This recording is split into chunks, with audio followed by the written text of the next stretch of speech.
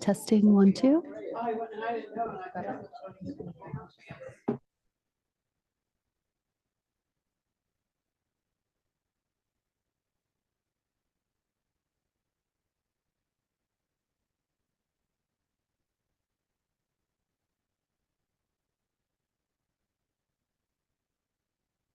Recording in progress.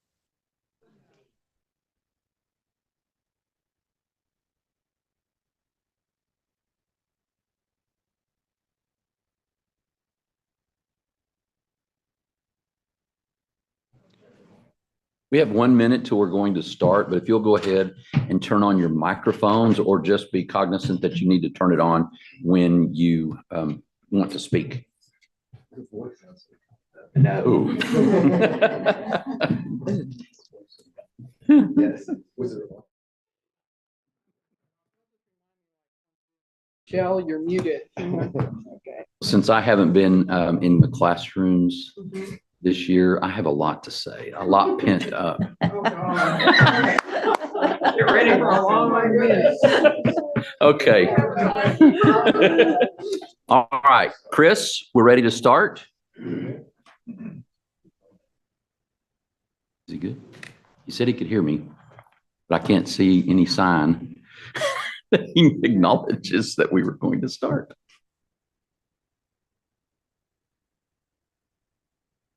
I'll wait until that. Is it ready? All right.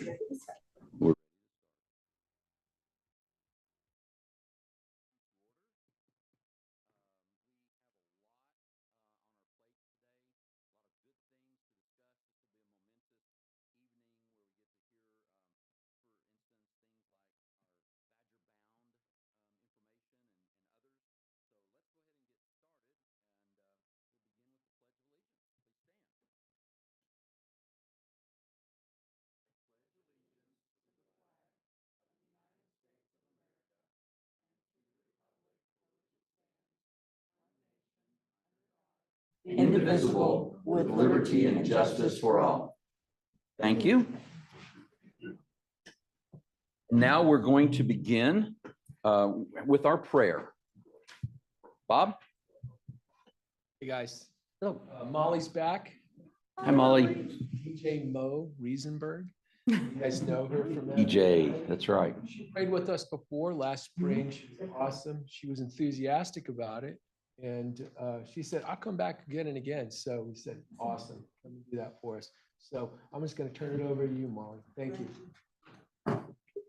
Well, guys, it's a pleasure to be back. I love AC and I love praying. So you have the right. Good comment. Awesome. So yeah, if you'll just bow your heads with me. Lord Jesus, we just thank you for today. God, it's a blessing every morning we get to wake up with breath in our lungs. God, that you have placed the people in this room for a purpose and a reason. Lord, I pray that they would just believe that, God, that their voice makes an impact. Lord, I just pray that your wisdom would ascend down like a dove and touch everyone in this room, God, that you would be in the center of the decisions they're making, God, and in the center of their conversations they're having, Lord. Where two or more are gathered, God, you're here, and I believe that you're here on this campus, and I believe that you're pursuing the students here. So, God, would you just let your wisdom again fall down? And I pray for safe travels going home after this. I pray this all in your holy, powerful name. In Jesus' name. Man, Molly, thank you. Appreciate that very much. Have a good night. All right, you too. You too. Now we have our SGA report with Kennedy Juarez, our Vice President. Kennedy, welcome.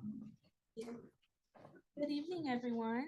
This is my first Board of Regents meeting, so I just have a few notes that I'm going to read off of. Absolutely. First off, I would like to introduce myself. My name is Kennedy, and like stated, I am the Student Government Vice President. I am super excited to be here tonight, but I'm just going to go ahead and jump right in. SGA has been working hard over the summer, from touring all ACU campuses, doing fundraising and fellowship, and we are super excited to continue our work. As you can see on the agenda, we have lots of events happening this week. Thank you. I would like to highlight our Badger Connect Club Fair and our Family Movie Night. Our Badger Connect Club Fair happened today, so we don't have the numbers of who all attended yet, but I would like to say we had a ton of prospective members for our club and lots of other clubs as well. Our Family Movie Night is going to happen on Friday, and we're going to have lots of activities from gingerbread decorating to making Shrek pudding and then going into the movie. So it's going to be lots of fun. The Student Life Department is starting the year off with 33 active student organizations, including one new student club called DECA. Along with that, we have our elections happening on September 15th through the 16th. And one of our goals includes partnering with other clubs and college departments to support their events and increase student turnout. I have mentioned a couple of our events down below, but we also have a ton of more that we're working with career services and other departments as well. Thank y'all so much for having me.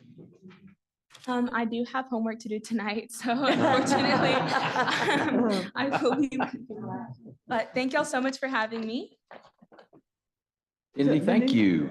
Thank you. And good luck doing your homework. Thank you. Yes. Y'all have a good night. All right, you too. And it was The great, I new guess. club, DECA, what is that? It's a little club for students that are in business majors. Oh, okay, awesome, thank you. Yes, of course. And I had my first meeting with SJE board on Friday and really excited about the plans that they have. And a great idea that they brought was asking about doing in second 8 week, doing pizza with the president. So the SJ president and me hanging out so with other students. So really looking forward to that and starting that tradition. All in favor? Aye. I'm ready for that pizza. All right, Kennedy, thank you so much. Thank y'all. All right. Next, as you notice, we did not have a bifurcated set of meetings tonight. We're going to go ahead and give our Regents report as part of this meeting. The executive committee report. We met this last week and we discussed some of the items that we're going to be going through today. That was mainly what we did. And while I have your attention, I just wanted to let you know that John Betancourt is not here this evening. He let us know this morning that he was admitted to the hospital for emergency surgery today. I'm not sure what it is. I don't believe it's life-threatening or anything like that. Of course, that's easy to say when you're not the one under the knife, but please be praying for him that he has a good recovery from the surgery that he's undergoing or maybe has undergone today. But he won't be part of the meeting today. AC Foundation report, Michelle. Yes, you weren't there either, were you? So Johnny and I weren't there, but I do know, and Joe Bill will chime in if there's anything besides the fact that the annual meeting is on September 9th, and it is honoring Carol Lovelady and Sam Lovelady as lifetime givers and our President's Award or whatever it is. And you all got invitations for it. You should have. And so I hope you will be there. It's just, I don't know, next week or a week away. It's coming up. Thank you. Is there what, and I looked at the agenda to see what the business was, and I didn't really see that there was that much that was conducted. Okay. How about the AMOA? AMOA, I do have a report, and I know we have a lot on our agenda, so I'm going to make it quick. So you will remember that I mentioned that we had a donor that gave the museum $500,000 and said if we matched that $500,000, he would give us $1 million. We did, and he did. Oh, wow. So we have $2 million in an account at Amarillo National Bank earning interest for the art museum. Very exciting, very exciting. That is fantastic. This summer, we had 88 teenagers participate in a program called Teen Studios. And to get 88 teenagers to do anything in the summer is pretty remarkable. Evidently, I mean, it was art classes for them. It was free. We had a donor. Let's see, it was Art Bridges provided the money for that. And so it was free for them, and it was very well attended. Art After Dark was on June 20th, and we had 350 people there, and we got 36 new members. So that was awesome. Then we had a family day on August 9th where 400 people were there. And then we had an opening reception for Jerry Salter, and that was the Panhandle Plains exhibit that we took for them to, you know, help them out by giving their exhibit a place to be. And somebody who came to that donated $5,000. So it's like your kindness was repaid, you know, so it was really awesome. The LAD lecture is on October 16th, and I wouldn't normally mention it, but it will be about Andrew Wyeth, and the speaker will be his granddaughter. So I think it's going to be awesome to hear her explain his art and the impact his art has. And then on October 4th, we have the opening for the biennial, which is the Biennial 600. Any artist within 600 miles of Amarillo can submit art, and it's juried, and we have a juror from the University of Arizona, maybe something like that. And so that art will be opening on October 4th. And that is it. Thank you. Awesome. Thank you for a great report, Michelle. Panhandle PBS, Peggy? Well, if I had a imitation of a Scottish rogue, I would tell you about this with the Scottish Okay, rogue, but we'll I don't. pretend. So, We'll yeah, pretend. I can't even pretend. It'd make people cry. So PBS, in partnership with the Amarillo Symphony, will present their next studio sessions event, A Night in the Highlands. This is why I was Yeah. wanting a Scottish There you go. rogue. A symphony of Scotch and sounds on Thursday, September 11th at 5:30 until 8 p.m. that evening. A quintet from the Amarillo Symphony will perform in the PBS studio with a backdrop of Scottish-inspired videos, food, and drinks. Tickets are limited and are available on the Panhandle PBS website right now. Fantastic. Good deal. The arts are alive and well. The tiers 1, David's not here, and I'm just going to say we probably didn't meet. That's just what we normally say at that point. How about tiers 2? Well, John's not here, so strike 3, or is it a home run? Paul? Well, we haven't met yet, but we meet on Thursday of this week to approve the budget for tiers 3. Okay, awesome. Thank you for doing that. And then Annette, standing committee for policies. We've got some policies to approve on tonight's agenda, and I'll talk about those when we get to them. Okay, great. And then finance committee. Who wants? We did meet. Yes, we did. One agenda item, and it's on our agenda this evening, so we're badger bound. So Yes, looking forward to that. Thank you. Legislative affairs, John normally does that, so we're not going to have a report. And same thing with Kat. Anything on the nominating committee? We're just moving right through the Regents reports tonight. And so item number 7, we'll move on to President's report. Dr. Connor. And it's been 2 months, 2 really busy months since I gave a report. So bear with me, but I'm going to try to go through succinctly all the great things that have been happening. As I mentioned at our previous board meeting, there's several bills that were passed during the legislative session that we're currently reviewing and looking toward guidance and rulemaking from the coordinating board to understand their implications to community colleges. Today, you'll be considering a motion to ratify our faculty senate in order to be compliant with just one piece of Senate Bill 37. It has a September 1 effective date. Over the coming months, we'll be determining if there are any other adjustments needed to Amarillo College practices and policies and bringing them to the board for review and approval to be in compliance with other changes under Senate Bill 37, as well as other bills. They just have dates further out. So like January of 2027, we have a lot more time for some of them. Another component of Senate Bill 37 is for the Texas Higher Education Coordinating Board to establish a Gen Ed Curriculum Advisory Committee with balanced 2- and 4-year representation that will consider methods for determining the number of general education curriculum courses and for condensing the number of Gen Ed curriculum courses required at higher ed institutions. They'll produce a report of their findings to the coordinating board no later than November 1st of 2026.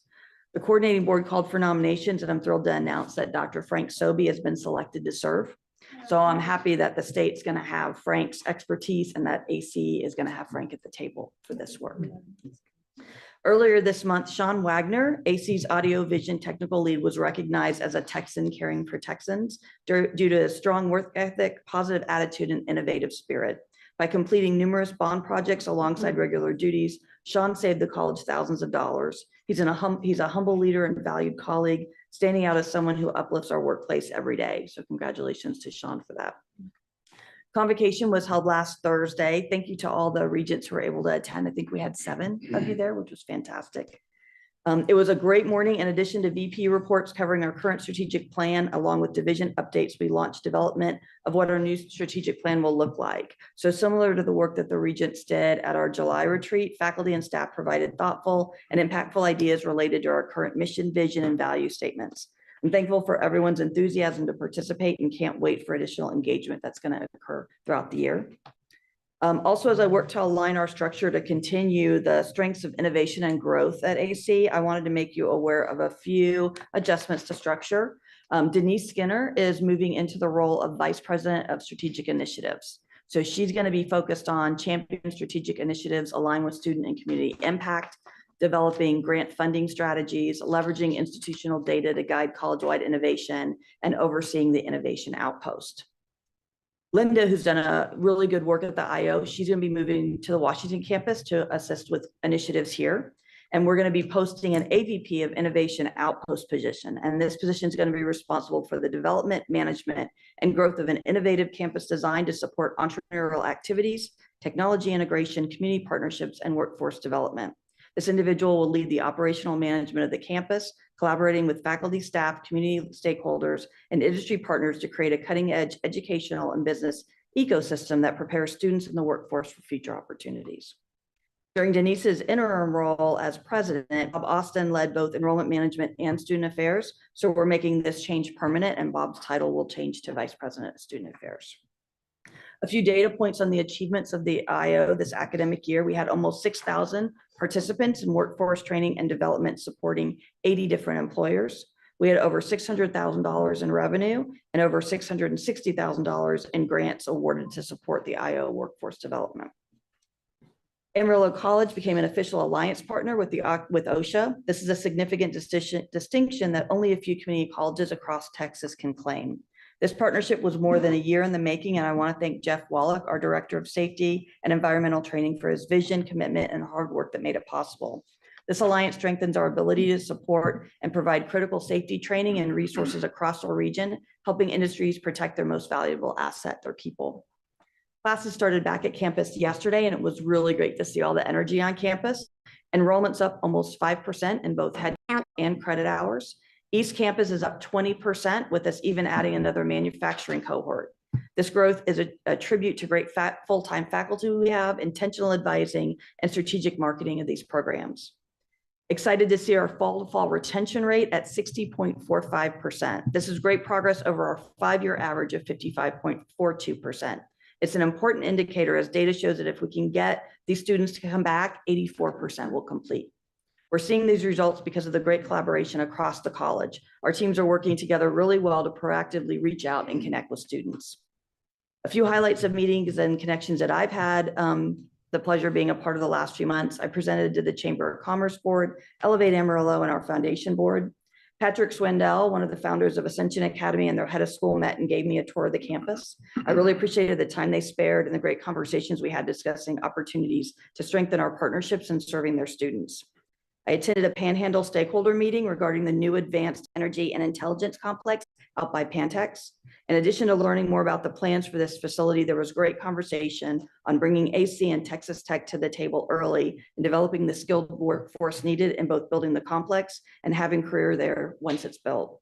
We're excited about the opportunities this will create for our students and local residents to develop the skills needed to thrive in rewarding future-focused careers. We relaunched regular leadership meetings that include AC, WT, and the superintendents from AISD and CISD. I also learned so much and met a bunch of wonderful people at the Stand Up Rural America Summit that was held in Canyon. It's a national rural economic development summit, and it was being held so close this year, even though it's held different places annually. I thought it was a great opportunity for me to learn more about the challenges of economic development in rural cities, along with tools and strategies to help us grow. I attended a fireside chat and lunch as part of U.S. Senator Cornyn's visit to Amarillo. I was excited to attend my first graduation at the prison, and that was so impactful, seeing all the family members who came to support their graduates and the level of pride these men had in achieving this accomplishment. And I know I sent an email earlier, but I'm excited that Amarillo College has been selected as one of the 12 to 15 Texas colleges to participate in the Texas Presidents and Trustees Collaborative under the Texas Success Center. This is the first statewide cohort that Aspen has implemented in this work.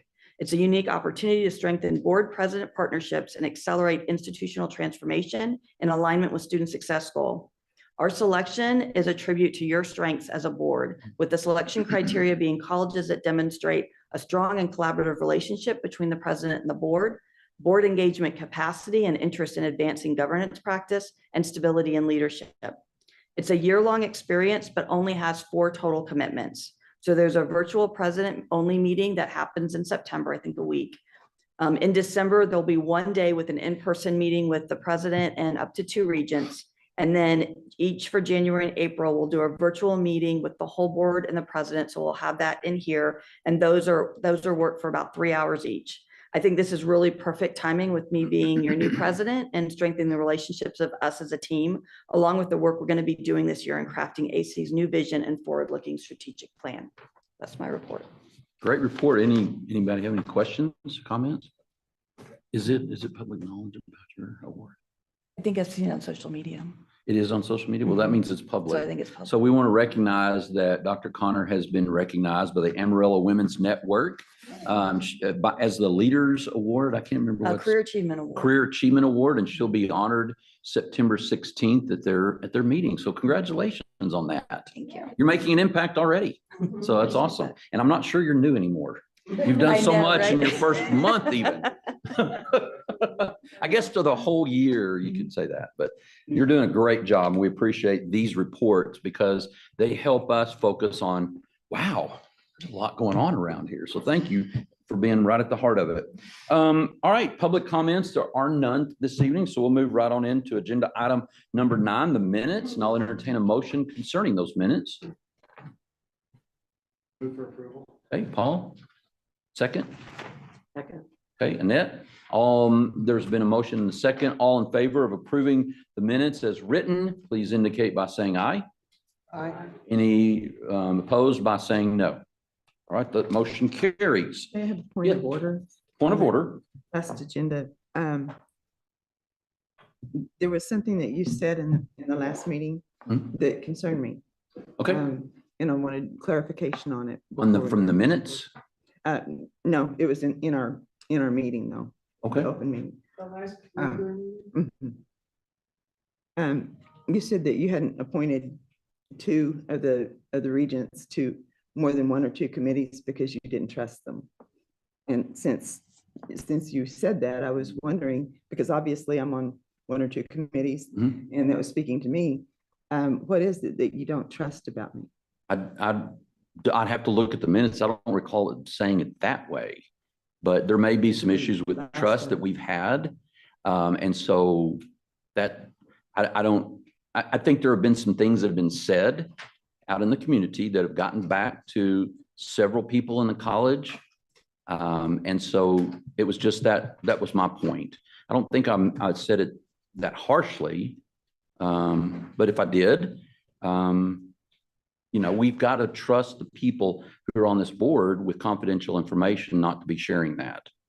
And so we did make the committee assignments just continued. And so those committee assignments will just continue on into this next year. So that's not really on the agenda. Yeah, I mean, we can have a I don't discussion know about this. I mean, if Yeah. you want to put it on the agenda, Yeah. I think we should. Yeah, well, let's do that at the next meeting. Yeah, and maybe you and I can have a conversation about that, and I can talk to you about that some more. Okay, all right. All right, on to item number 10, consent agenda items. You see several things there, faculty appointments, budget amendments, contract work, and I would entertain a motion concerning the consent agenda. Move for approval. Okay. All right, second. All in favor of this motion, please signify by saying aye. Aye. Any opposed by saying no? All right. Motion carries. At this time, agenda item number 11, there will be a closed session so that the regents may deliberate matters concerning commercial or financial information received from a business prospect and/or to deliberate the offer of a financial or other incentive to a business prospect pursuant to section 551.087 of the Texas Government Code, project number 24-05-04, flying the colors. And President Dr. Jamel Connor, Council Mark White, and Vice President of Business Affairs Chris Sharp are asked to stay. And then we have representatives tonight from the Amarillo Economic Development Corporation who will attend this meeting. No final action or vote will be taken in closed session, and the time is 6:24. All right, closed session.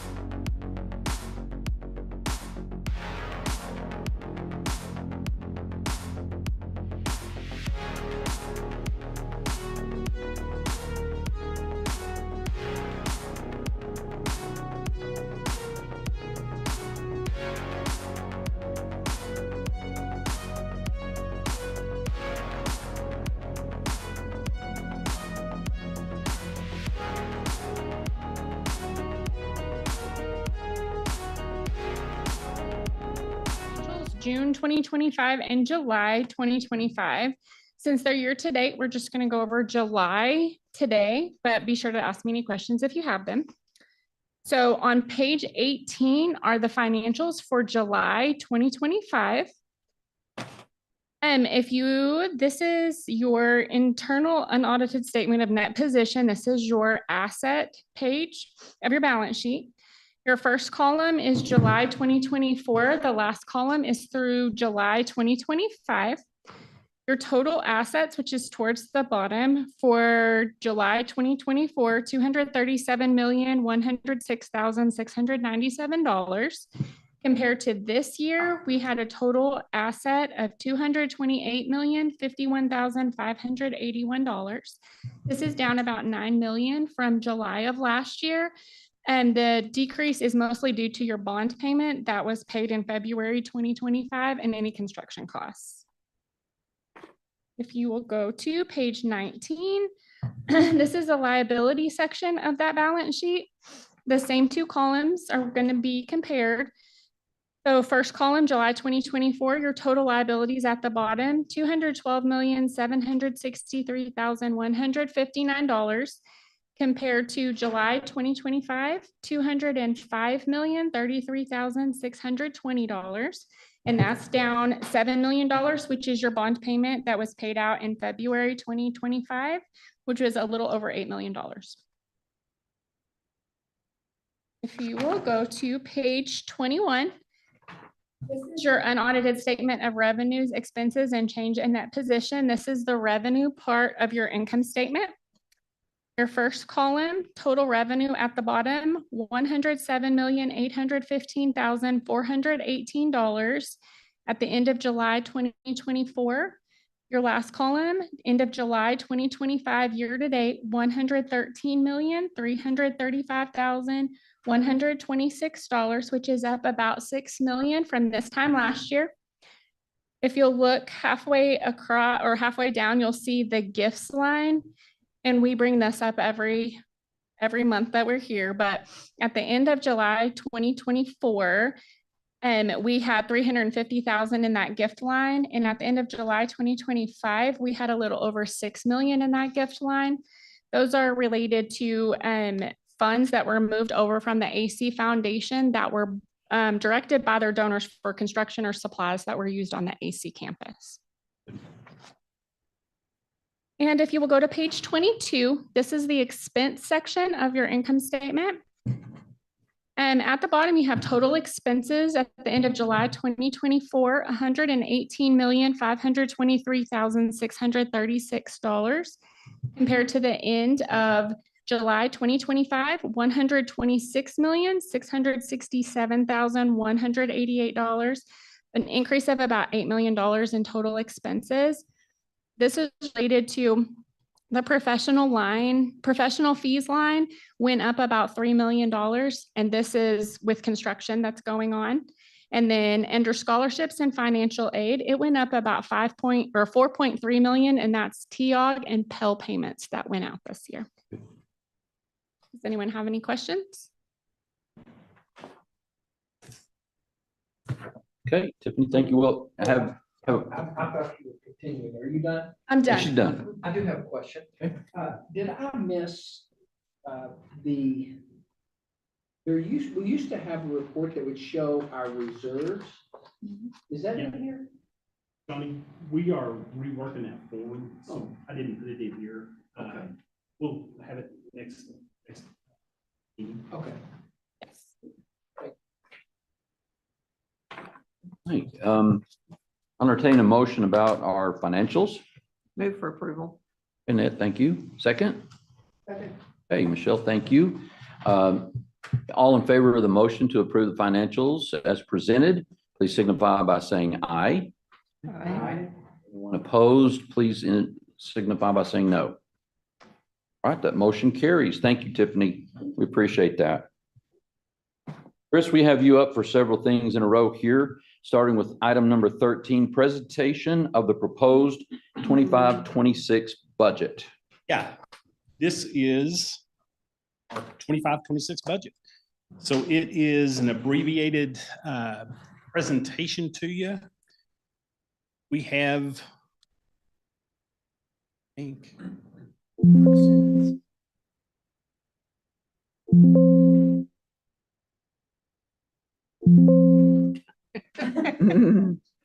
There it is. Ready for my massage now.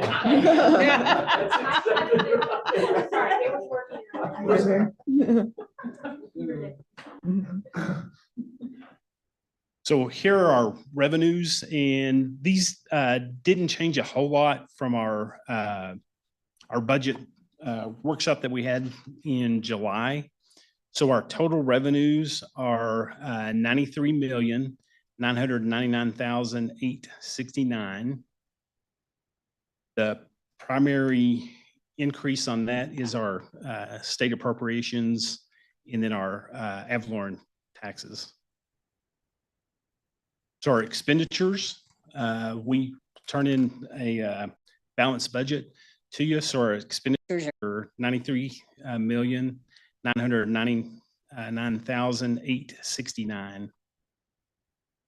The appointed wages includes a 2.5% one-time payment to full-time employees.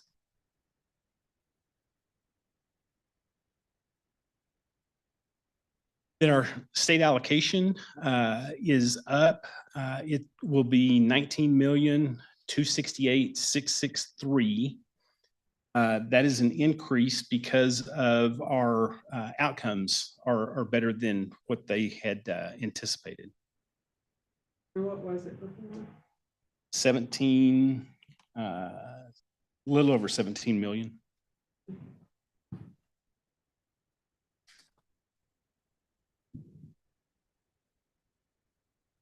Here is our current and proposed tax rate. If you recall, tax rate is made up of two rates. The first is the M&O, maintenance and operations, what we use to operate the college. Then INS is the interest and sinking fund. That's what we use to pay our debt service every year. So we have a tax rate of 0.21994. That will bring in revenue of 17,149,000. I'm sorry. Tax evaluation on our area is 17,149,000,000. So we collect in M&O 34,574,000. And then we will collect in INS 11,898,000. So we are receiving 2,190,000 more than we received this time last year. Is that the proposed rate? Is that what you're saying? Yes, the proposed rate is 2.1994. This is our proposed 2.5% one-time payment to full-time employees. That will be 1,121,258. So everyone who we base it on how much you make. So if you don't make enough to get $1,250, then we are going to increase that one-time payment to those people. And then we do $500 faculty step increases. So this goes to their base pay. So there's 195 faculty members, $500, that's $97,500.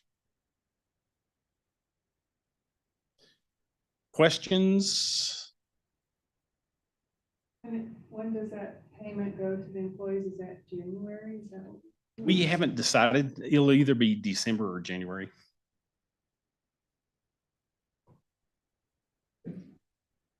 Any other questions?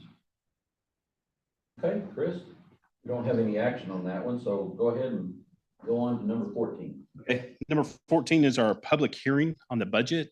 So Jay, if you will open a public hearing. At this time, any person or persons wishing to come before the Board of Regents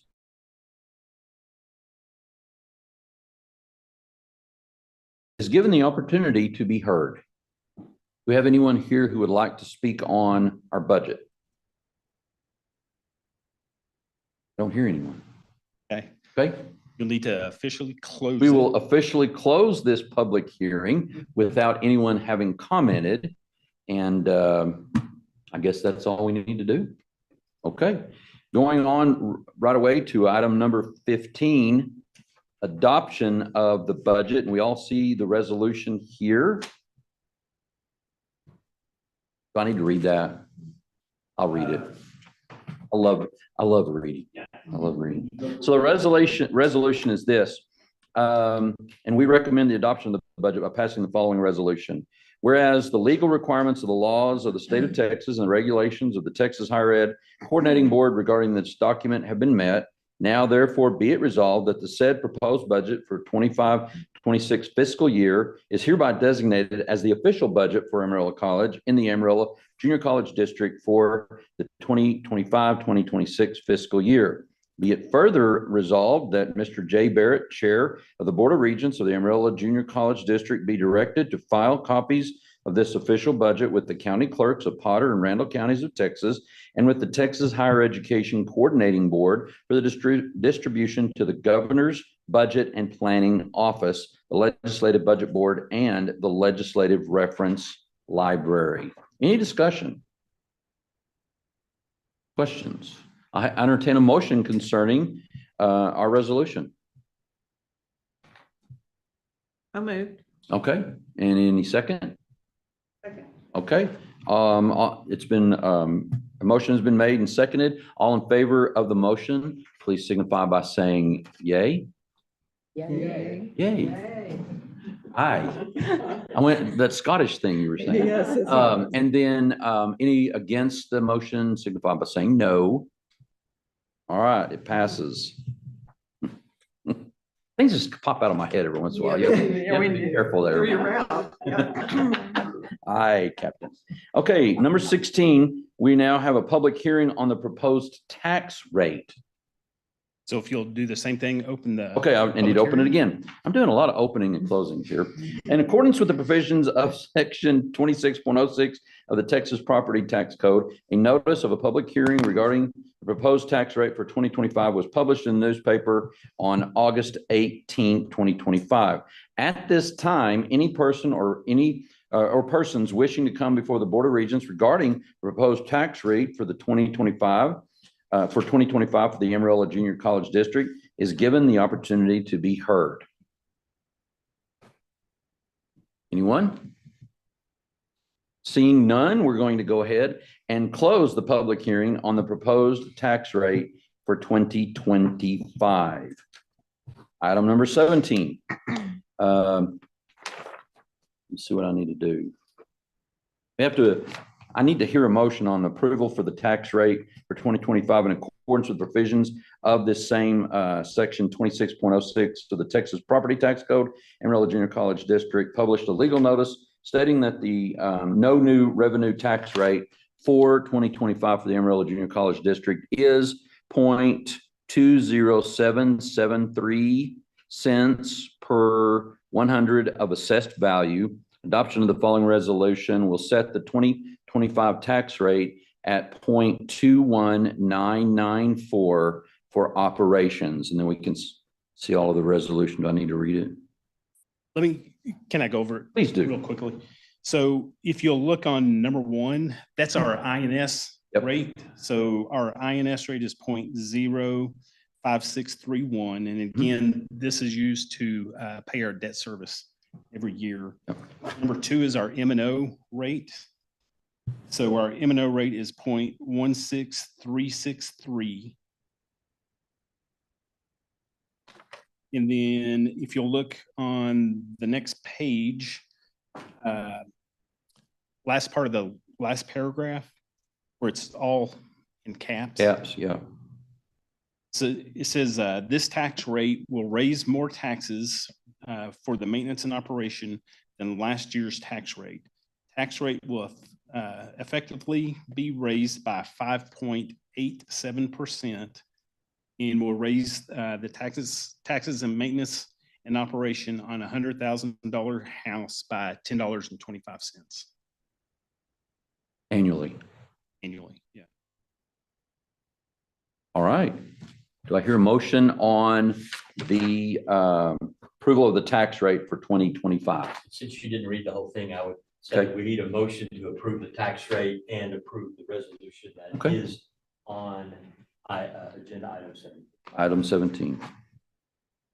Everybody has that? I move that the property tax rate be increased by the adoption of the tax rate of 0.21994, which is effectively a 5.87% increase in the tax rate. And adopting the resolution as stated in the agenda. Okay, any second? Okay, Michelle, all in favor of the motion, please indicate by saying aye. Aye. Any opposed by no? All right, that carries in our tax rate. I have a related question. Yes, okay. Which I should have already asked. I'm sorry. Chris, how do we notify the public currently about this? So Don't it's we have post- to have In had? the paper. Posted in the paper and then on our website. Cool. Thank you, Chris. Have a seat. All right. Next up is item number 18, dental hygiene student kits. Dr. Frank Sobey will present this item to us.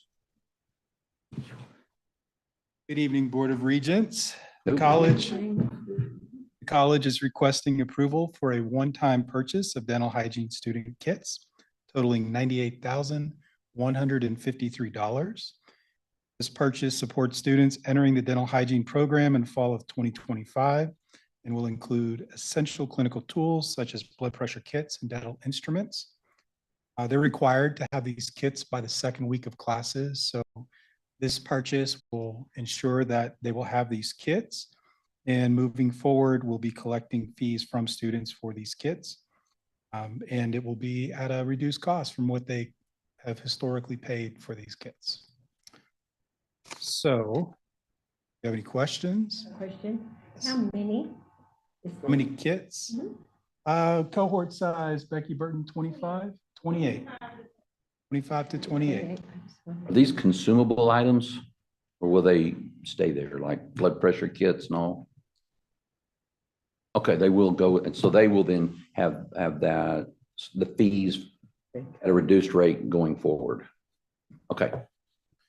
So after discussion, the board may wish to approve the purchase of these dental hygiene student kits. Move for approval. Okay, Paul? Okay, and Irene, second. All in favor of the motion to purchase the dental hygiene student kits at this cost from Henry Schein, please signify by saying aye. Aye. Any opposed by no? All right, that motion carries. Thank you, Frank, and you are up again for Title V Year 2 Tech Labs budget request. Yes, we're coming to you with a budget request to purchase some equipment to support our advanced manufacturing programs. And these funds come from a grant awarded to us by the U.S. Department of Education, Title V. The items will address gaps in equipment needed to teach important industry skills. And there's a list of this equipment in your packet. I believe the amount totals around $101,000 for the equipment that our manufacturing programs need. So after discussion, the Board of Regents may wish to approve the purchase of this grant-funded equipment and supplies. So moved. Okay. Second, been moved and seconded. Any questions or comments? All in favor of the motion, please signify by saying aye. Aye. Any opposed by no? All right, that motion carries. We'll make those purchases. Next up is the item number 20, Badger Bound Scholarship Program. Dr. Jamel Connor will review the proposal for Badger Bound Scholarship Program. Looking forward to the presentation. Dr. Connor. Thank you very much. I know that you all have sat through, we've kind of walked through this in a prior board meeting. We definitely took the feedback that you've given. And so we're bringing it back tonight to talk more about it and looking for possible approval of moving forward with this program. What we're excited about with Badger Bound and the proposal we have is that we believe it's sustainable. It expands access. It's creating intentional pathways for students starting at elementary school, equips students to be college ready, leading to higher success, completion, and transfer rates. And then they require less remediation. And so the current status of Thrive that we have now is that it covers AISD graduating class of 2027. And so Badger Bound is the progression of what comes after Thrive. All right, so with this new model, Badger Bound, really what we're setting the sights on in our community, I think, is very aspirational, and that's education attainment.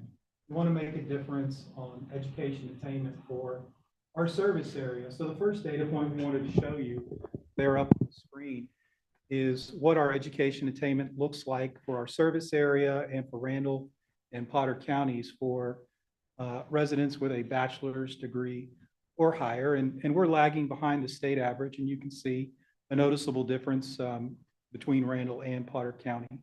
And obviously, we want to improve that attainment, and we want to do so as well for the associate's level, because that has long-term implications for our ability to create a talent pipeline and produce students who are going to support our economic infrastructure. One of the reasons why our education attainment is lagging is this second data point. This is the one that keeps me awake at night. And not that I want you to stay awake at night after seeing this, but I think it is worthy of our attention.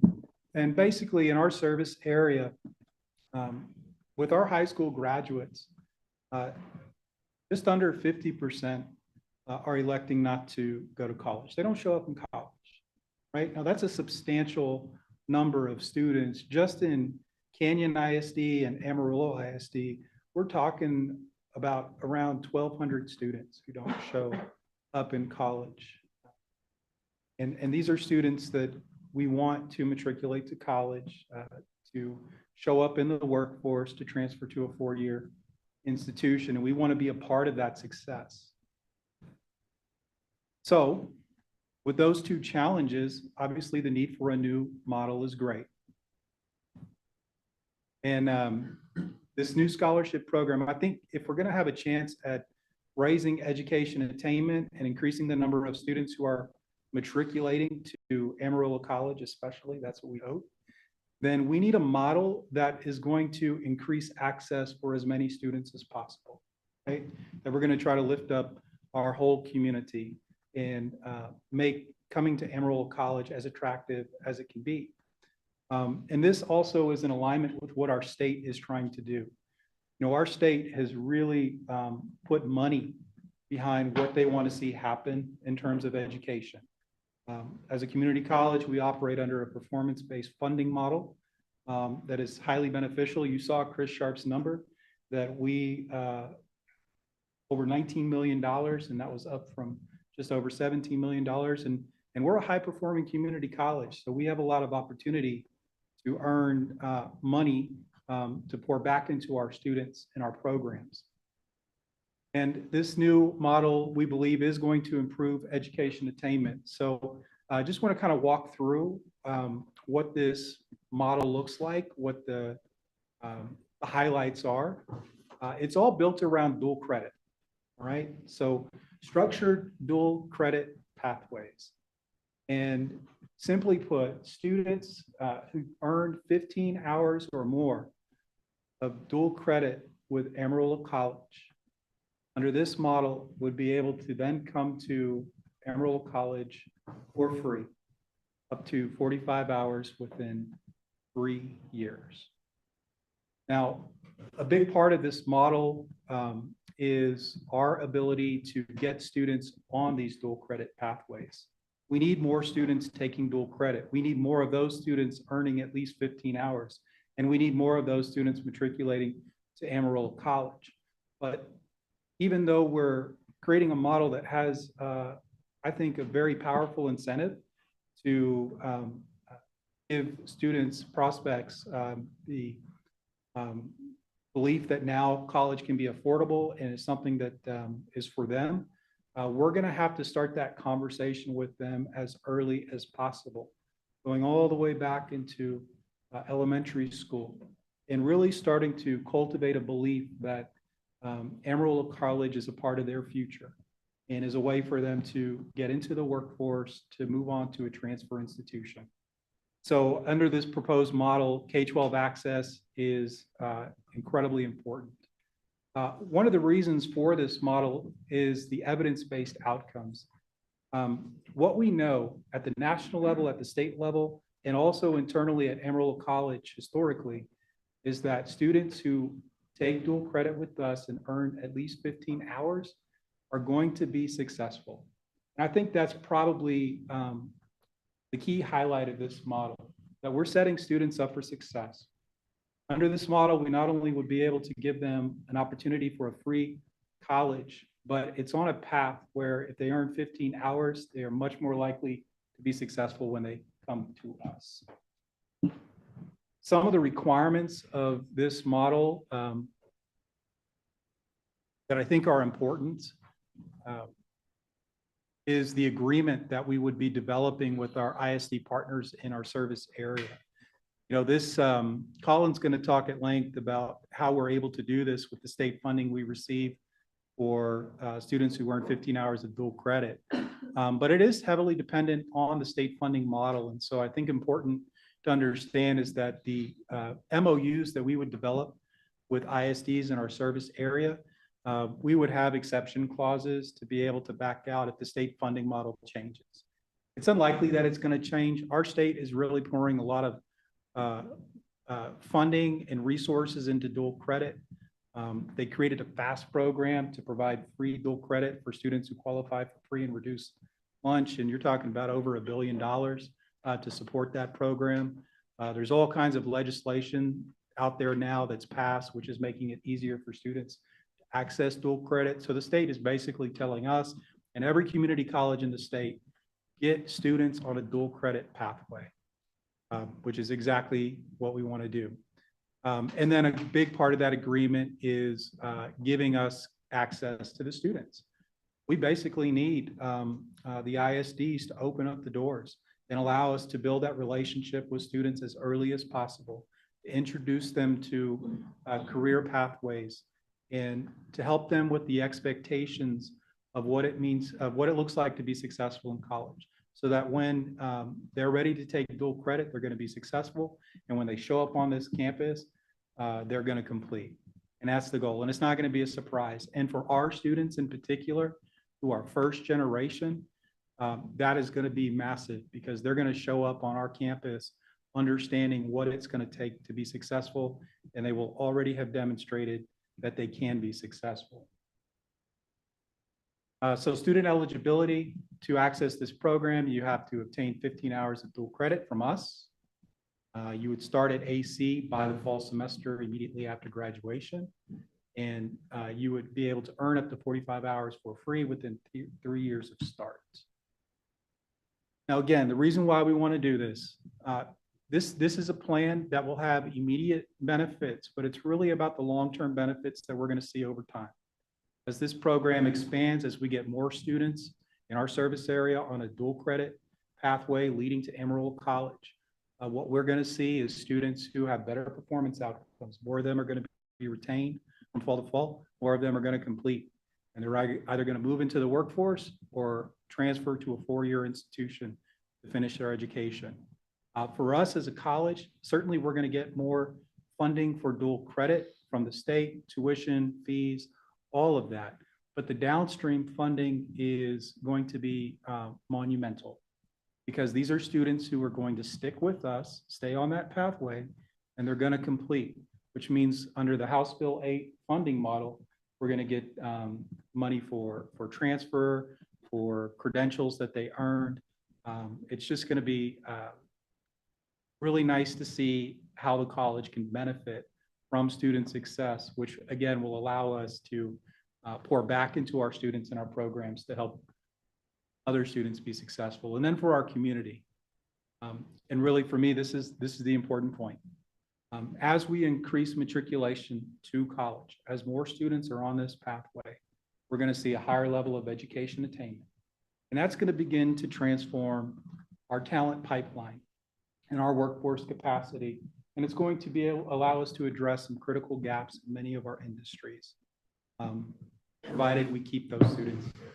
We don't want them leaving, certainly not to Dallas. So Colin's going to talk a little bit more about those evidence-based outcomes.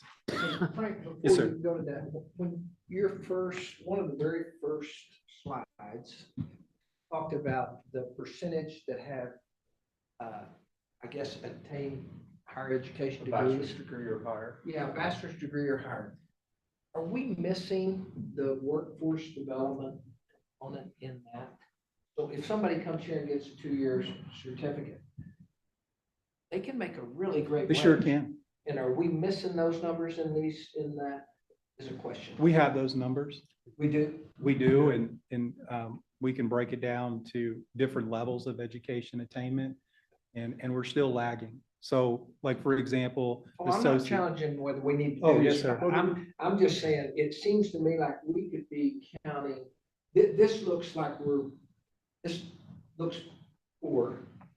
The associate's is I much think we're higher. a little better than that. Doesn't mean we don't need to still do all the things we're talking about, but I just think that those people, we need to have some measure of counting the people that go through and get a certificate, because we don't need to, we used to say everybody has to go to a 4-year degree, but we don't necessarily say that anymore. We think people can earn a very good wage. It's a great point, Johnny, and I think one of the big pieces of this particular program will be an emphasis on career and technical education for dual credit students, because the brick and mortar transfer institution isn't the only path. And we already have students who are earning level 1 and level 2 certificates in high school who are being offered 6-figure salaries upon graduation. And we want to be able to communicate to our community and to students along their educational journey that also is college, right? And really, when you look at our Panhandle region in particular, that's where a lot of our gaps are, in technology fields and advanced manufacturing, and many of the jobs that are at the end of that educational journey, which might culminate in a certificate, are going to be highly lucrative for those individuals. And so that's a big part of our messaging, I think. Good. I didn't mean to get us off track. Oh, no, that's I a just great, wanted to- Yeah, that's this a is- great point. Brings up another question. The Census Bureau is where we pull this data from. The Census Bureau does not get to the certificate level. They say some college, and then it goes to associate, bachelor's, and higher. Right, so that's where we get the information. Be able to pull it for all these different counties. I have a question. Well, go ahead. Okay, I just have several, concerning dual credit. And we're talking about that these students, some of them are getting their dual credit for free. Is that correct? Yes, so there's Is it free and reduced a lunch? state-funded program called FAST, which allows students who qualify for free and reduced lunch Just to check. have their dual credit classes for free. Now, we receive reimbursement from the state under that plan for those particular students. Students who don't qualify for FAST pay out-of-pocket dual credit tuition is substantially reduced compared to our normal per credit hour tuition. So those students would actually have 60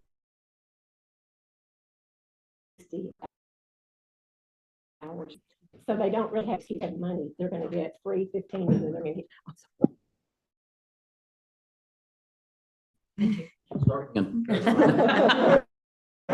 No. That's right. Yeah.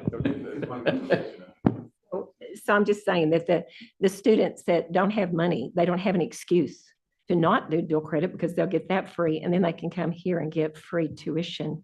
And that's pretty awesome. I think a big burden on us, though, is to be able to communicate that opportunity, because up until this point, that opportunity hasn't necessarily been communicated in a way that has sold it to students and parents. And so, yes, the opportunity will be there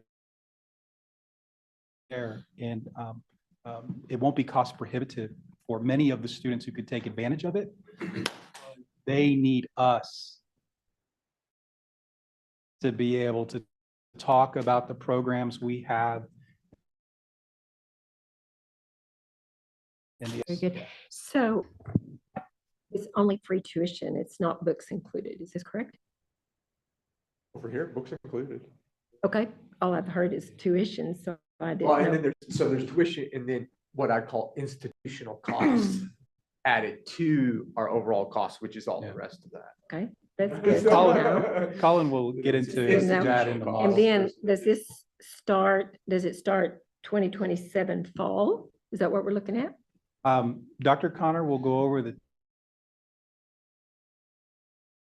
timeline at the end of the presentation. Oh, 26? Yes. Okay, I saw that 27 was the end That's of the the end. other, of the Thrive, but this will start before Thrive is over? Correct, because we have high school students now that have just started their sophomore year that are not covered under Thrive. So this would capture them. And So I it think doesn't have to start at freshman level. As long as you can be at any grade and as long as you get those 15 credit hours. If you're a senior and you decide, I want this and I want to knock it out this year, my senior year, you can do that and then come to us. That's awesome. Good. Frank, What it about seems, expanding it? oh, go ahead. I'm sorry, Peggy. Expanding it through other counties Oh, in it's the all of our Panhandle? service area. Okay, so it's outside of All of Amarillo. our service area. Yeah, this is assuming everyone that takes dual credit from us Mhm. gets 50. Our service area Right. so includes what, for those that may not know? that's 6, 7, 8 60. counties. There's like 8 or 9 counties. I would have to look at the map. I'd have to look at the map. Farmer, Deaf Smith. Yeah, I didn't expect you to say more, but Ford County, Oldham. more than just Potter and Swisher. Randall. Yeah, yeah. Okay. Frank, counties. it seems self-explanatory, but can you highlight the difference between communities that don't have a high number percentage-wise in the population of those who have obtained certificates and degrees versus those that don't? What's the importance of higher ed through this model?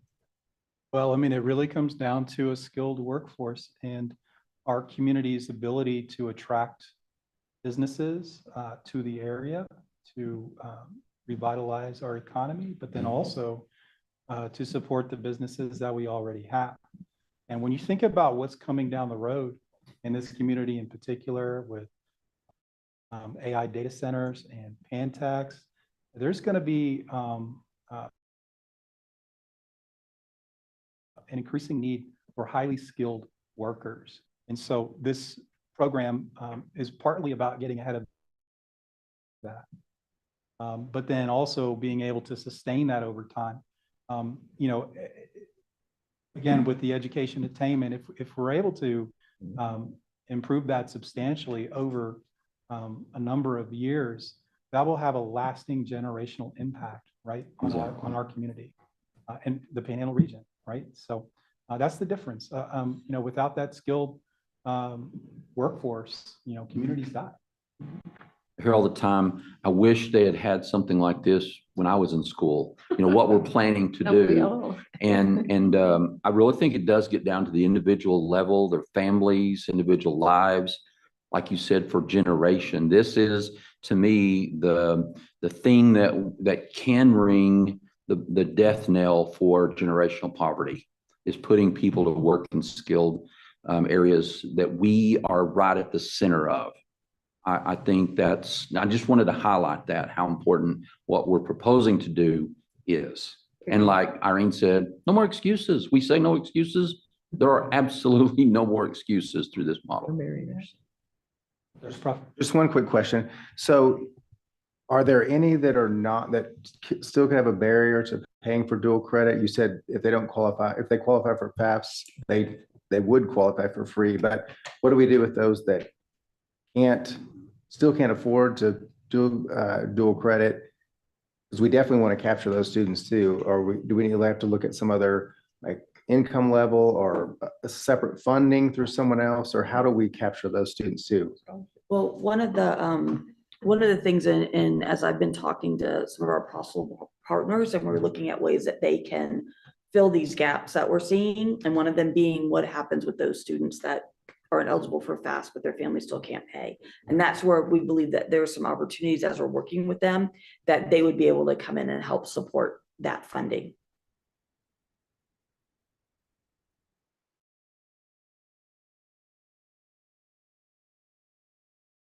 All right, All right. Colin, keep going. That evidence, the reason, one of the primary reasons we believe this will work has to do with the 3-year completion rate of students that come to Amarillo College having already completed 15 hours of dual credit. So this is just a straight comparison, comparing the students that came here with 15 hours of dual credit and then what happened to their completion rate over 3 years, and those that came with less than 15 hours dual credit. So note, there are some dual credit students in that group, they just didn't have 15. So the difference is significant. Always, we're looking at well over 20% difference in the students that had 15 hours dual credit versus those that did not. Annette? In that green, say the 60.8%, what's the real number of students there? The actual number, I would have to have pulled my data set versus Is it this slide. 200? So the students that I was looking at for the 2021 would be the ones that the co-board said actually did get the 15 hours and then showed up at AC. I think it was about 150, 160 students. Somewhere right in there. I don't remember that. It's actually on the numbers when we see Yeah, it. I mean, I've seen it before. Right. So this is the reason we believe dual credit, the 15 hours of dual credit will lead to better completion rates overall. And so that's one of the reasons to propose this model. So if you remember the last time I spoke, it's the same idea. That question that I was asking myself was basically that question. How many students would we need to get 15 hours of dual credit while they're still in high school, right? To get dual credit, to fully fund all students who get 15 dual credit and then come to Amarillo College. This is all based on the fact that we get $3,500 for each student that gets 15 hours of dual credit from the state. And using that, right, along with the tuition they paid for dual credit, right, along with that as part of our income there, to pay for all these students that come to AC. And so that was the basic idea. How many would we need? Breaking even is the idea. So what I was asking that question, I have to go back and let's make an assumption. Let's assume that we had always been funded this way by the state, right? That the state had always been funding us this way versus contact hours. Then what could we have made? Okay. So in academic year 2017, there were 766 students that got 15 hours of dual credit. The revenue we would have obtained from those students getting that would have been 3.3 million. That would have been from the state and the tuition and fees they paid for taking 15 hours of dual credit. Okay. Now, if we look at that group in 2018, how many of them actually came to AC? There were 125 of those students. Of the 766, 125 actually came to Amarillo College. Right? So our cost, if we wanted to look at paying for those students, the 125 students, the next 45 hours of credit, 45 hours of credit, and that extra $1 million of institutional cost, right, to cover all the other costs, what it would end up costing us about $1.9 million. And so you see, just on the current model, we would actually hit a profit because not a lot of the students are actually coming to Amarillo College. We want to change that too, though. Do note, we don't want to always make that profit. What we're really after is break even, right? Get more students coming with the 15 hours of dual credit. But if we had been funded that way in the past, we would have always been making money, even having paid for those students to come to Amarillo College and get that 15. And in Colin's model, the cost, again, just as a reminder, is based on no students getting any Pell. So it would be us. This is the cost if we had to have the full burden of paying for them to come. But we know that a majority of our students will get some type of financial aid that will lower that cost. Yeah. I mean, it's last dollar in.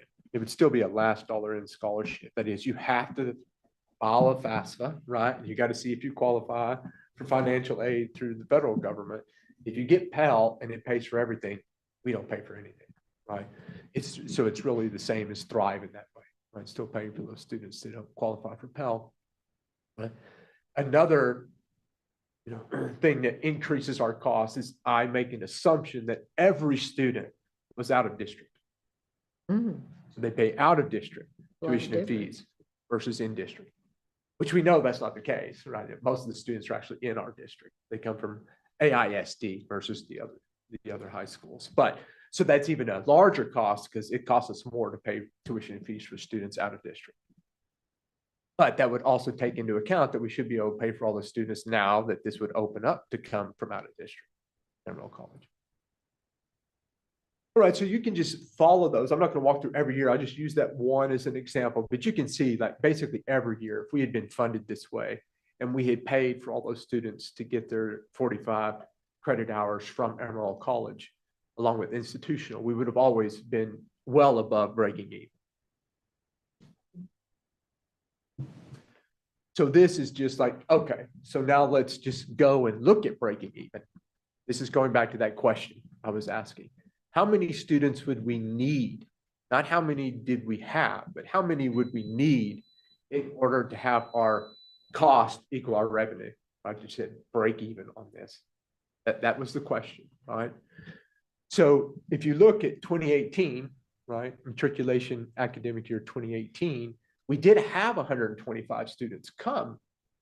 All we really needed was 432 students getting 15 hours of dual credit that year. Okay, that previous year in order to pay for these students.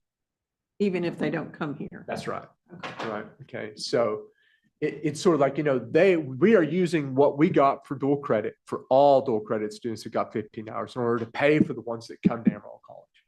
But we're using that state funding to do that. So 125 matriculated, we needed 432 to have gotten 15 hours the previous year.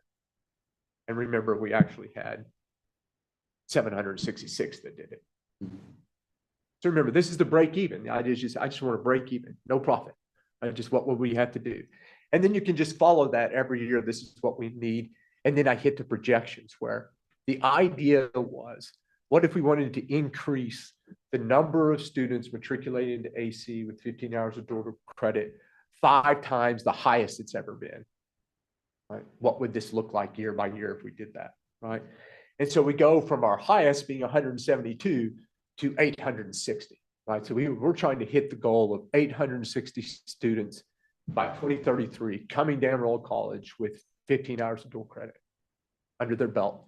What we would have needed for that to be able to pay for all them, the year before that, we would have had to have 1,454 students get 15 hours dual credit in order to pay for them.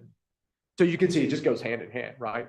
If we're going to get more matriculators, then we're going to have more students getting 15 hours dual credit. But that's obvious because that's the only way they are going to get the scholarship anyways. They had to have gotten 15. But if you incorporate the money that we make off of the students that we actually get, it's way less than that. That's right. What percentage are you counting on for that get Pell? Just the general, Well, 50 or more? I mean, our base for Amarillo College is about 60% of our students, but that's just all AC students. That's not like the first time in college. With the dual credit group of students right now, there's about 30% of them qualify for Pell. But remember, that's right now. FAST is kicking in, right? And FAST we haven't gotten a lot of high school graduates come to AC that had FAST yet, all right? So that the idea is that will probably increase the number of students that would qualify for Pell because they were on FAST, so they qualified for free and reduced lunch, so they're probably going to qualify for Pell. So the idea is this will also get our dual credit.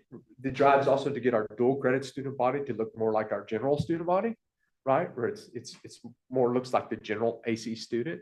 And if that's the case, then we can suspect through time about 60% of those students will probably qualify for Pell.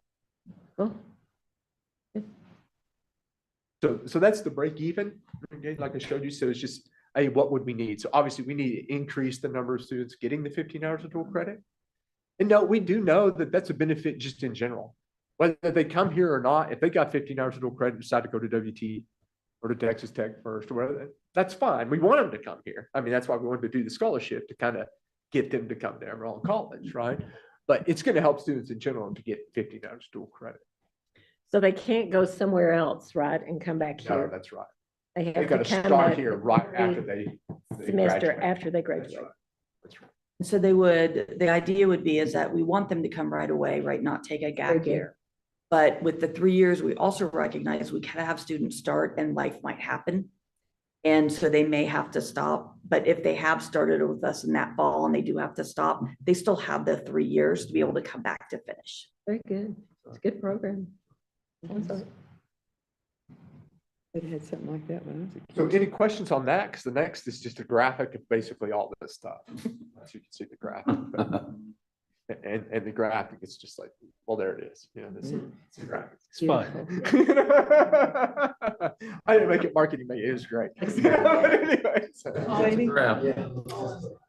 so it's basically just a graphic of all the data that you were just seeing. Right? Where the top is basically indicating, yes, we definitely break even. Right? The cost is the revenue is in green, the green line that you can see, the number of students that got 15 is the orange, just showing, yeah, we broke even for the cost. And then the bottom is the actual cost there, and then the AC enrollment, the actual number of students that had 15 that came to AC, along with all those projections. A good goal for Amarillo College. Oh, absolutely. Absolutely. 1,400. Yeah, and if we can get 860 students coming to Amarillo College with Be from awesome. 172 with 15 hours of dual credit. Yeah. So, and then this just adds on the actual high school students that we've seen currently. We've got actual. So if someone does 15 hours of dual credit, they have to fill out the FAFSA then to be able to get any free college. That's right. That's right. Yeah, it's just like Thrive in that way. The Thrive students always had to submit a FAFSA because it was the last dollar in. So they always had to submit their FAFSA and then see if they qualify for any federal financial aid. If they did, and a lot of the Thrive students did, Thrive, Pell paid for most of Thrive actually, versus the partners. But anyone that didn't, then that's when Thrive kicked in. This would be the same idea, the exact same way.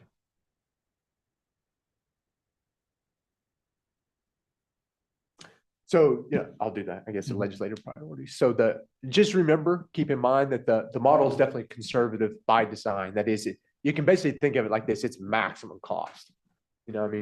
We assume everyone's out of district. We assume no one gets Pell. We have to pay for everything, right? So it's just assuming maximum cost for us. The model only includes, right, as far as revenue, it only includes the revenue we get for the students getting 15 hours of dual credit, right? So the tuition and fees we got from them for the 15 hours and what we get for the state, right? It does not include what we know is going to happen as far as revenue, which was that one slide I showed you about the 60.8% of the students completing in 3 years, which is all the downstream revenue we'll generate from the students that had the 15 hours of dual credit. Because they're going to graduate at a higher rate, they're going to transfer at a higher rate. And you're not accounting for the high And that has demand? nothing to do with the revenue we generate here. The revenue is totally state funding revenue, right? For that, not what we get for You're not success. projecting for the high demand fields. No, that's right. It's like, no, we can pay for all of this with just the money we get for the students getting 15 hours of dual credit. And we know if they come here, let's just say 55% of them graduated within 3 years, so you're going to get a lot more money on the end for all those students that end up graduating. So is there an end date? When you say this is over, where if something happens that you wouldn't be promising way out there? State funding drops. So they drop it. Right? If we don't get the funding for the 15 hours of dual credit, or it goes down, then we probably aren't going to be able to keep offering it. Well, how would students know if they started the program and it didn't complete? Well, no, I Like think if the we state know this funding every cut year. off. Yeah, but we know this every year. So for instance, we know right now, okay, that we already got the dual credit funding for fiscal year 26. We already know that. So next year, before the year even starts, we would know, oh, they're dropping the funding. They may have started. We've that already got all before that funding June. we got for the students already there, and then, understood. I mean, that it could Definitely. happen. Yeah, I mean, we would let whoever had started in, we would have Finish a, up. yeah, no and matter let them what. complete. But the great thing about this is, if you look at the priorities of the state, which is why they're funding us through House ballot, they are, dual credit is a priority. And so while there have been some tweaks in the model in other areas, we really believe that that support's going to continue. But having that detailed out in the MOU gives us flexibility if we do see changes. Prior to this change that they made in the funding model, hadn't it been like 50 years since they had looked at it before that? Oh my I gosh. think it's been a long Ever time. since I've been in higher Longer ed, than which that. I started when I was like 18. So I mean, I don't think they started. Right? I think they've always used contact hour funding. I've never heard of anyone doing anything different. It's So always been likelihood of contact them hour. changing it's probably. That's why you can go back to see BM reports that were submitted to the state back in the, The dark in ages. the dark ages, and it's still contact hour. That's what we're submitting to the state. So contact hour is always the way they funded it.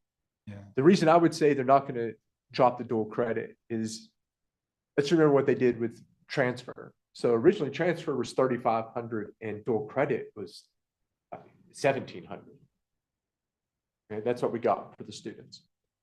Then they had to do some adjustments because they were actually funding us for dual credit students that never showed up here on campus, but they were transferring. They were like, no, we can't do that. They got to first come to you after high school, and then we'll count them as transfers. So they changed that the next year. But instead of just like keeping the dual credit at 17, they moved it up to 3,500. So they had dual credit at 1,700 and transfer 3,500. And then they moved up the dual credit to the same as the transfer. Right. So they're very serious. And then the FAST is a whole nother state funding stream that you get. So you get success point funding, FAST funding for more students to go. Again, it would be very strange if they just all of a sudden, though it could happen, but all of a sudden said, we're done with dual credit. The whole state's educational mission revolves around attainment. Yeah. Right. Building a talent strong Texas is all about getting people to earn credentials.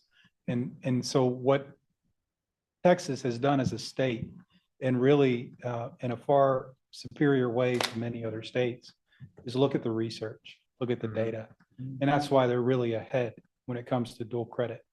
Understanding that the research is what is telling us that we need to get students on these pathways because they're going to be successful. And it really almost doesn't even matter what other kinds of challenges they have. If they can earn the dual credit, whether they're socioeconomically disadvantaged or have this characteristic or that characteristic, they're much more likely to be successful. And that's why the state is backing this, and that's unlikely to change. And so if the model is approved and it takes off and we see significant expansion in dual credit participation in our service area, yes, there will be some downstream funding, but also some downstream challenges. One of which, perhaps chief of which, is going to be our capacity to handle that influx. And we've already started having conversations about it. I maintain that would be a lovely problem to have. And we're creative. We'll figure it out. But in terms of solutions, what the state has also done is really supported the education of practitioners, right? And so we would be looking to credential high school instructors of record, particularly in rural areas, to be able to deliver our college curriculum in a dual credit mode for those students. Other institutions are getting in on that too, like West Texas A&M. And so we want to be able to be a source for credentialing educators for our dual credit program. We have wonderful faculty. We'll definitely have to increase our capacity, but one of the benefits of this model, if it takes off, we'll have the ability to do so because of the revenue that's being generated. And of course, with more dual credit classes, more participation, we'll have to ensure quality and rigor, but that's something that we're really good at already. So just some concept art from communication and marketing, just to give you an idea of where the marketing campaign would head. what I love about this really is two things. There are several things, but two things in particular. We definitely have the message that this Badger Bound program is really about being an AC student while you're in high school and really solidifying that transition to our campus. But you can also see in the split image there that this student, this Maria or this whomever is the same in high school, is the same as college. And what's going to happen over time is that the student profile of our dual credit student in high school is going to evolve. It's going to come to mirror the student profile of our current student. And that's a good thing because it means that dual credit is becoming much more expansive and people are able to access it who previously were not able to as much, right? So that's a good thing. And what will happen over time too is that there will be fewer of our students showing up on our campus much later in life because they will have started directly after high school, which also is a good thing. So, just a couple of other pieces of concept art here. You know, this is the competitive nature of the marketing too. Is there a challenge with the term early college? Yes, that's a placeholder. Yeah, okay. Yeah. So That's a this whole is nother thing, isn't it? Yeah, because Yeah. This was generated, I think, before we landed on Badger Bound. But the bumper sticker will still create a competitive environment among parents, no doubt, who will definitely encourage their high schools to be a part of this program, I think. So. Need a bumper sticker that says my high school student will be making six figures while yours is just starting out. Already has a men's credential. Exactly. So what we're asking for today is for the board to consider approving this program, and it would have a fall 2026 start. And the reason that we're trying to get this approved now is it's going to give us time to do multiple things between now and fall start. So one is working with all the ISDs and working on this new MOU and getting that finalized of what that will look like for the new year. Also, developing and exploring other partnerships. So I've been having conversations with other potential partners around the community. And what we've been talking about is them coming alongside us to support Badger Bound where there's need. So areas such as where we identify gaps, like the FAST, where students can't qualify, but they still can't afford to pay for it. Like the rural schools. So knowing that a lot of the rural ISDs really struggle with resources. So if we're looking at expanding engagement and activities for elementary and middle and bringing them out here, there's partners that would come along and help fund that. If this thing's exploding and growing, the ability for the rural ISDs who have some counselors that are going to multiple schools at any given time, then there might be some resources available to get to them or to give to us to help support students out there. We also know when Frank talked about the additional faculty and the rigor and quality that's going to be so essential. I've had conversations about, especially again in the rural ISDs, you have those teachers that still haven't acquired their level of degrees and certifications. And even though there's some great things like WT's offering half price, right? Half price tuition for them to go, that other half might still be daunting and make it unable for them to achieve. But there's partners that I've talked to that said, hey, maybe we come alongside and we offer to cover that, which again is just going to uplift our regional community in those areas. And then ideas and opportunities to build upon Badger Bound, to give other unique pathways for students. And so we would be working on that. We also want to get the word out. So we want to get our marketing materials out, start letting families, parents, and children know about not only the change, but also then how does this work? So they're prepared when they start for fall next year, and then be able to implement that K through 12 engagement framework. And so that's the proposal we bring forward to you today. I have a motion and some questions. Okay. Which order would you Let's like to? go to the motion. Go to the motion. I move the Board of Regents authorize college administration to draft the necessary documents to take all necessary steps to implement the Badger Bound Scholarship Program in the fall of 2026 as outlined in tonight's PowerPoint presentation, which is to be attached to the minutes. Okay, Second. okay. Peggy, second. Okay, any questions or comments? I have some All right. questions, so bear Questions? with me, gang. And I don't really expect an answer, but I really thought Thrive would do more than it did. And so I was disappointed that the numbers didn't show that we were successful. I do think these modifications will improve the success there for sure. And I think, don't throw away that, showing how much money those students will earn us, for your model, because it's, it's significant once they attain or matriculate here. I think there's a lot of confusion with Thrive, and there has been from the beginning. So I think I know y'all are on top of, we've got to market this, and I think we've got to market this. I don't think your ISDs are gonna be as involved doing it as we had hoped. And this has to be our dual credit they take, correct? And I think that's going to be a huge educational piece. Because that's not all. And I know that you'll work on the 4-year partnership so that the students have a path forward if they want to go to a 4-year. That's it. So can homeschool, can they do dual credit like this and be involved? Yes. So big. that's great. It's A lot of them big. been asking about that, so that's great. Something you said, Annette, talked about the visibility and keeping it out there for us.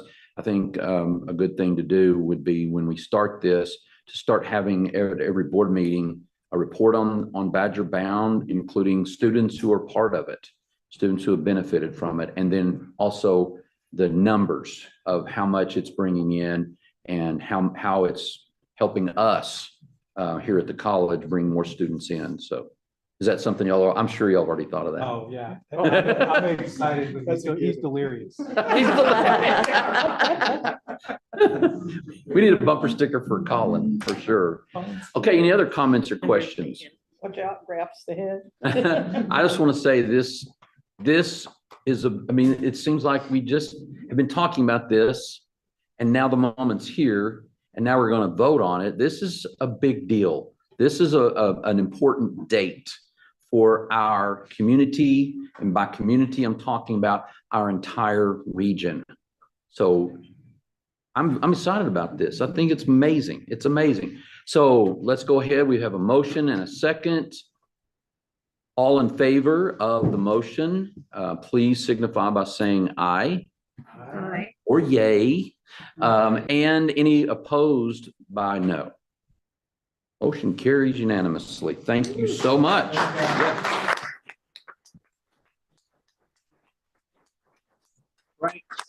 Frank and Colin, I know y'all, Frank and Colin, I know y'all put in so much work on this. Y'all haven't even started yet. It's time to get going. Let's go. All right, next, very important, number 21 about the Faculty Senate and compliance with the Senate Bill 37. Senate Bill 37 passed by the 89th regular legislative session and signed into law on June 20th of this year, provides that a faculty senate at a public institution of higher education is abolished on September 1, 2025, unless it is ratified in accordance with the legislation. Drafts of the motions to accomplish the ratification have been provided to all of us. I hope you've had a time to look at that. And Mark, and I believe Chris is also going to be here. Yes, our faculty senate president, Chris Hudson, is here to answer questions as well. He's quite involved in this. He's had legislative experience. He's quite knowledgeable about this process. So we're glad to have him. Senate Bill 37 is a very wide-ranging bill that was passed primarily aimed at universities when the legislature was unhappy with university faculties. And as many times happens, we got caught up, community colleges got caught up in this legislation that's aimed at universities. So we're caught up in it. The legislation has a lot to do with faculty senates and how they operate, how their members are appointed, how they operate in public, how they now have to have open public meetings, their agendas have to be online, kind of like what we do. They're advisory only. They just put a lot of guardrails in about faculty senates. And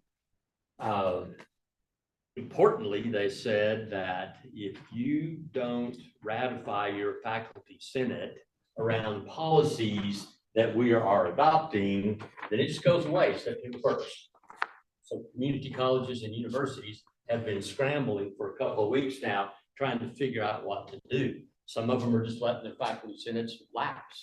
We'll have to start all over. What we have elected at the college to do is ratify our faculty senate so it doesn't lapse. But in doing so, we must do it in accordance with Senate Bill 37. Okay, so Senate Bill 37 adopted Education Code 51.3522. And that's where you have all those, all the policies. And instead of running this through the policy committee and working on our Board of Regents policy manual and all that, we simply don't have time to do that before September 1st. So it's a little unusual, but what we're trying to accomplish is to tonight adopt policies in compliance with 51.3522, okay? And then ratify our faculty senate as long as they are going to comply with these policies. This is really the preferred way to do it in the state, and Chris is actually kind of leading the state effort on how to get this done. So eventually these policies will make its way into our Board of Regents policy manual. ASB may have something to say about them, but for now, they'll be our Board of Regents policies, but they won't be in the manual under a certain lettering thing, because they're just going to be separate for now. But this is simply how we have to do it to comply with this before September 1st. So the way I have it set up is that the first motion is to adopt all of these policies. It's a 3-page motion, okay? It's 14 paragraphs. These are the things that it would take to comply with the new law, all right? We would adopt these policies with this motion.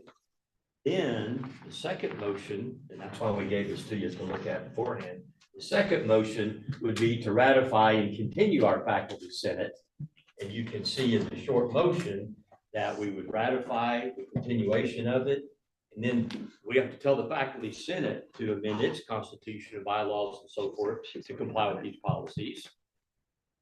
Okay. And then we would also need. We've already got it covered, Jim. I'm sorry? Okay. Sorry. You're gonna end up with more than 2 motions if I didn't interrupt, sorry. More the merrier. I don't think so. I know. Well, whatever. Anyway. We'll see how it goes. But anyway, so that second motion would do all those things and then find that our faculty senate meets these policies. Then we would be in great shape. Although, as we go forward, we'll need to make some tweaks on how we appoint members, because we have terms that are terminated or finished and all that.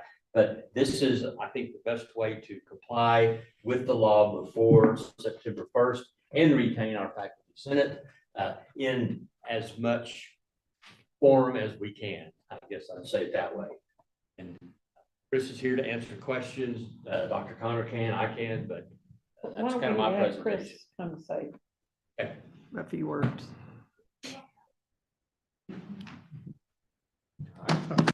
Ready for any questions? What are a few words? Do you what, Dr. Hudson, would you like to just review what you think, I mean, that you think these are adequate to keep us on the same track for faculty senate, Well, more or less? I essentially did what my students do, and I copy and pasted the law, the bill into these motions.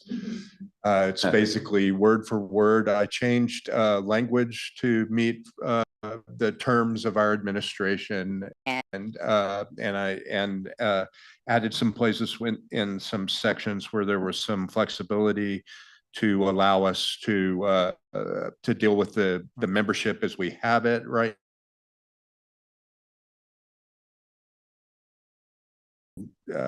basically the Senate to function as the same way it has been. At Admiral College, it's an advisory Senate, really. Dr. Sobey's been utilizing us to get some feedback on what faculty thinks about policies, which is why, we want to have that kind of shared governance there between administration and the Senate and the faculty. And I think this is just, as Mark said, I think it's the best way to approach these changes. We are dedicated to changing on September 5th, which will be our first meeting. It will be carried live, so you can watch it just like people are watching us now. And we will adopt policies that so that the Senate, our Constitution and our bylaws follow exactly what we're providing you here today.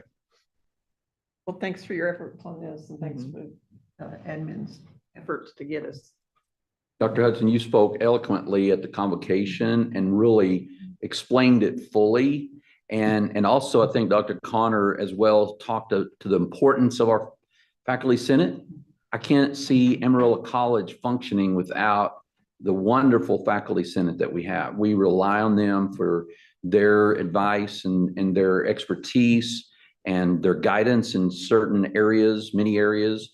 And so I just wanted to say that from the board's perspective, how important the faculty senate is. And I can't imagine us not having it. Well, we appreciate that. And we actually see in this bill, probably not its intention, but we see a new road for faculty and administration and the board to work together to make sure that we're functioning as one body to promote Amarillo College. Great. So we have two motions. Do I have to read this whole thing? We have one motion. No, what I put together was a motion Have one. to Oh, you have one adopt this too? Okay, well, verbatim. Yeah. So y'all can pass Irene them out, has we have- one. Okay.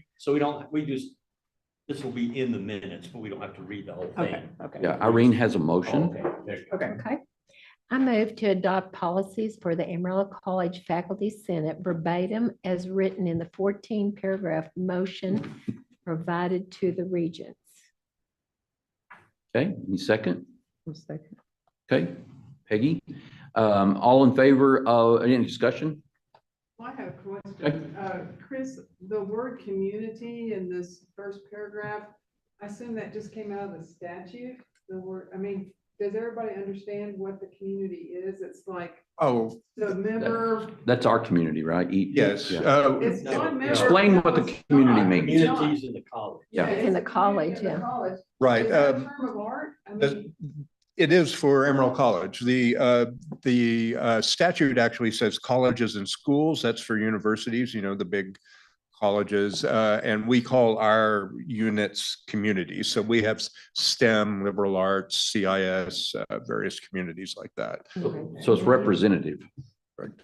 And release time, these hours of release time, is that like a month? What is it? No, that's currently the president, vice president, parliamentarian, and secretary of the Senate, because of the amount of time that those officers that are now appointed by the president put in, are given release time so it would be for an entire fall or an entire spring. Well, that's not much. No. And For the amount of work. to be fully transparent, that is not everybody agrees with that. If you look at the sentence that says members of the faculty senate are not entitled to compensation, right above there, or reimbursement of expenses, unless the expense is approved and all that, nobody knows what that means. It's vague. So we've checked with my colleagues, he's checked with his colleagues and people in Austin. We believe that it's permissible to compensate with release time. If rules are made later that say we can't, we'll back off of it, but this is what we've Is that what we have now, is we have release time for our officers? Yes, that's what we have. And I spoke to the director of the Senate Committee on Higher Education, and I've been speaking with her through the course of the summer.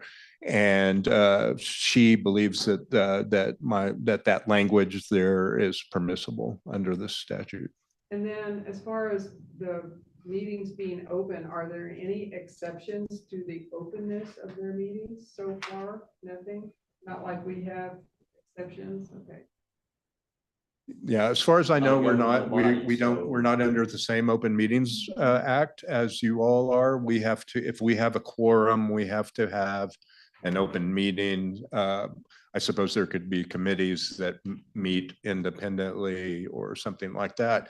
That's going to be a significant challenge for us, because a lot of what we've done is taken faculty concerns, questions where faculty didn't, where faculty wanted to remain anonymous, and we were able to go to administration, the appropriate administration person, and ask them the question and get an answer. So we'll have to figure out a way. I mean, I suppose that we can still take anonymous questions, and then we'll just have to, move forward from there. I'm not sure. Them publicly. Okay, that's all. I just had highlighted them because I had questions. Thank you, Michelle. Anyone else? Right, outstanding. So all in favor of the motion to adopt the policies for the Amarillo College Faculty Senate, please signify by saying aye. Aye. All of those opposed by no. That motion carries. Now we also have the motion for ratification and continuation of the Amarillo College Faculty Senate. Need one for that. I got one. I have a motion for that. Okay. I move that the Amarillo College Board of Regents, A, ratifies the continuation of the Amarillo College Faculty Senate. B, directs the Faculty Senate to amend its constitution, bylaws, and procedures to comply with these policies and Education Code Section 51.3522. And C, finds that the Faculty Senate meets the policies adopted by the board and the requirements of Section 51.3522. Second. And seconded. Any questions? All right, all in favor of the motion for ratification of the continuation of the Amarillo College Faculty Senate, please signify by saying aye. Aye. Any opposed? I know. All right, that motion carries. Thank you, Dr. Hudson. We appreciate Faculty, that. thank you. All right. Fantastic. Fantastic. And I'm not sure, I think I heard that Dr. Hudson's leading other colleges in the state with this, what you've done. We appreciate that. Do you have any comments on that? No, I was just told by the president, Ray Martinez of TACT, Texas Association of Community Colleges, that he was using these motions as the state model. So, You know, he's as smart as I thought he was. Thank you, Chris. Appreciate that. All right. At this time, we have agenda item number 22. There will be a closed session rather, so that the regents may consult with the college attorneys on 2 confidential litigation matters pursuant with Texas Government Code Section 551.071. President Dr. Jamel Connor, Counsel Mark White, and Vice President of Business Affairs Chris Sharp will be asked to stay outside counsel. Counsel will either be present or call in to the closed session. No final decision, action, or vote will be taken in the closed session. The time is 7:55.